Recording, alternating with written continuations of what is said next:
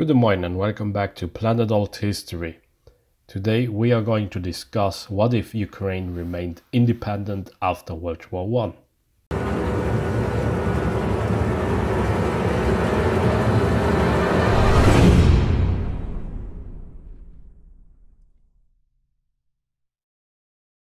Ukraine is currently in the news nowadays because of the so-called special operation from Russia, if you would support the Russian narrative, that is. If you support the other side, you would talk about the war. And then again, overall, the war is a part of an ongoing conflict that we can say already started way earlier, even with the transfer of Crimea to Ukraine during the 50s. But this video, however, will talk about a different period of history, especially of Ukrainian history, mainly the post-World War I or the interwar periods, and also briefly about World War II. Ukraine before World War I was mainly part of the Russian Empire. There were some minorities in Austria-Hungary, but the main part of Ukraine was within the Russian Empire. In other videos I explained how the Russian Empire was unstable, why it was unstable, and that multiple revolutions they happened at once. Russia was and still is a very multi-ethnic country, and with the war, especially the First World War dragging on, and with a lot of losses especially as well, a revolution happening and some token support from the Germans, the Ukrainians then wanted an independent state, and it was their chance to actually push for it. The idea of an independent Ukraine wasn't that spread throughout the world, but it wasn't also something very new. There was already a nationality or a national consciousness going on, only that people were not really clear about how they should call or refer to themselves. Most of the time, before World War I, Ukrainians, they were called Ruthenians, and they were also sometimes just mixed with the Russians or seen as the same thing, or sometimes people even said that Ruthenians, they were close to Poles. With Russia being beaten and the Russian Empire signing a peace deal, the peace deal of Brest-Litovsk with Germany, Germany did plan on giving Ukraine some independence. But the Germans, when they were then beaten on the Western Front, well, what was going on in Ukraine?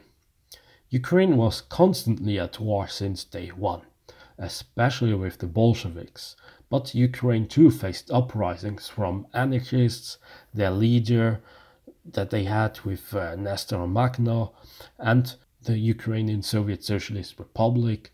There was also the Ukrainian state led by Petliura and another state led by Skoropadsky. At some point, most of Ukraine was then taken by the Soviets, and some parts they were then taken by Poland.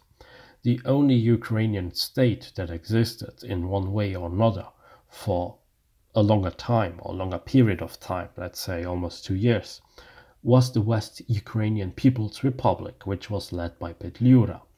He secured an alliance with Piłsudski, and both agreed that the border between Poland and Ukraine should be drawn at the Zbruch River. At the end, the Polish-Soviet War was concluded and Ukraine was mostly swallowed by the USSR, while Poland had also part of it, with Lvov. So what if all of that changed?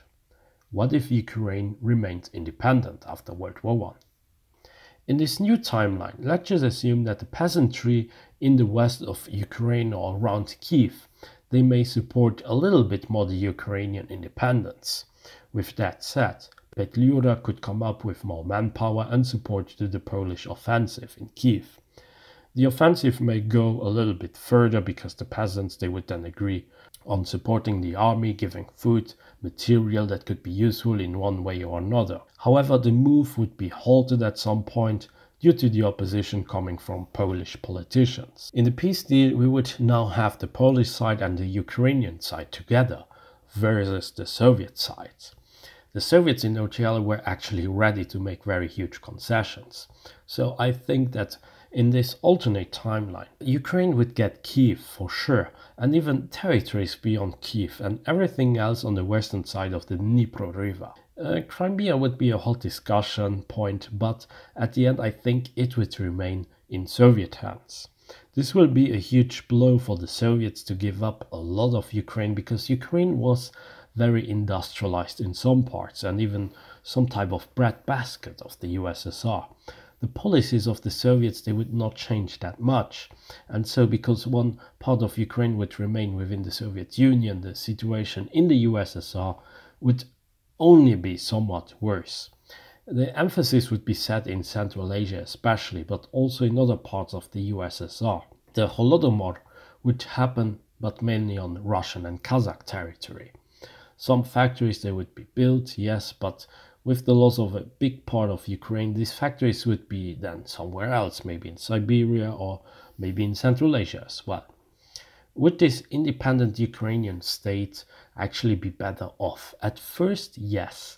Ukraine under Petliura would not face a situation similar to the Holodomor, and while some politically motivated murders they could happen, it wouldn't be as bad and as paranoid as it was in the USSR. What's up, guys? Sorry for the little interruption, but I'm sure you have noticed that on my channel I have many videos that are scheduled for like 1 week, 2 weeks, or even 3 weeks.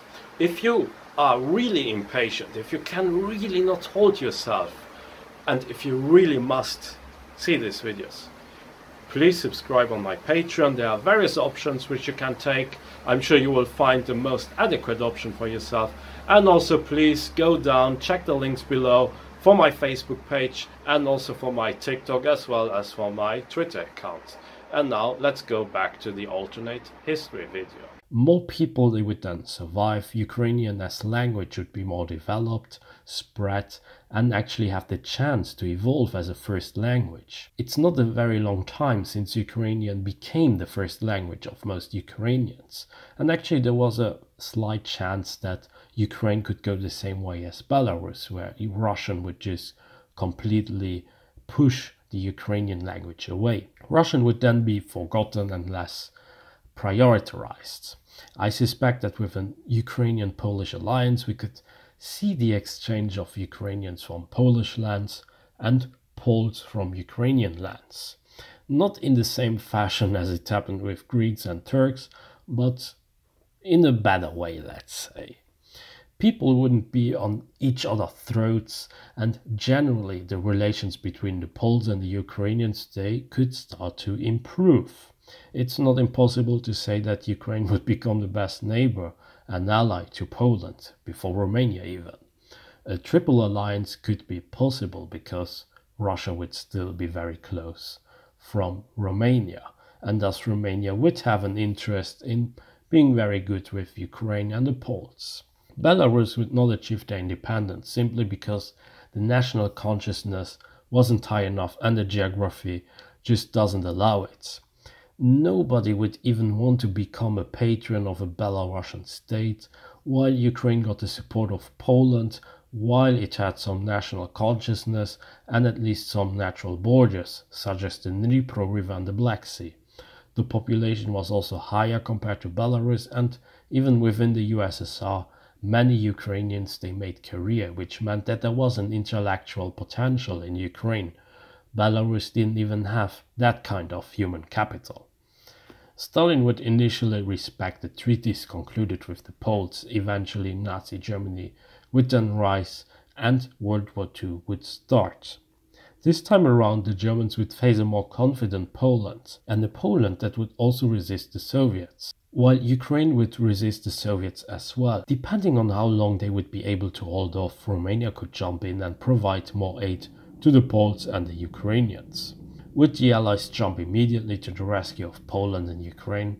Not really. The Allies would behave in a similar fashion as in OTL. The Red Army, they would start to face losses. The Wehrmacht too would have higher losses as compared to OTL, but then both sides, they would then be equalized after the Operation Barbarossa. After World War II, the Allies wouldn't care if or when Ukraine becomes part of the USSR, and much of OTL's history would then repeat itself until the collapse of the USSR would happen. In that moment, Poland and Ukraine would remember and work on their shared past. Ukraine would also be as big as in OTL due to Stalin, and Poland would be once more moved to the west, and Romania could be the third country that joins this alliance. This alliance could become an alternate Międzymorze, and Many countries they could follow suit. The biggest difference would be Crimea. Crimea during the interwar period may become a separate SSR. Crimean Tatars they would not become a nationality that collaborated with the Germans as declared by the Soviets, but in this timeline the Ukrainians they would face more persecution, and with all of Ukraine actually being independent for some time and opposing the USSR, they would not just get Crimea from any Soviet leader. Maybe Khrushchev might never even become the leader of the USSR to begin with. Crimea would be independent but an ally to Moscow, just like Belarus for instance. But I don't think that the relations between Ukraine and Crimea would be that hostile. Yes, the Ukrainians they could maybe like to have Crimea for themselves, but at the end, if there wasn't much they could do about it, and if Ukraine had access to the sea, it wouldn't be a big deal for them. Ukrainian would be more spoken than in OTL. The number of Ukrainians would also be way higher than in OTL, and Ukraine would have a more anti-Russian line, while also keeping their distance from the West. Yes, they could join NATO and perhaps even the EU, but with the Między Morze being a thing, I think that it could perfectly balance out this skepticism towards the Western world. It doesn't mean that they would become hostile to it, but they would rather prefer to change the Western view in something that would be closer to their own view.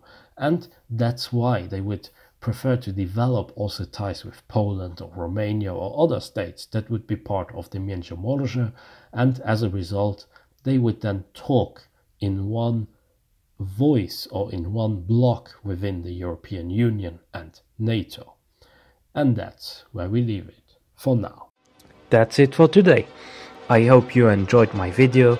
Be sure to like and subscribe, leave a comment, support me also on Patreon, and join my forum, forum.planetalthistory.ga. Until next time on Planet Alt History.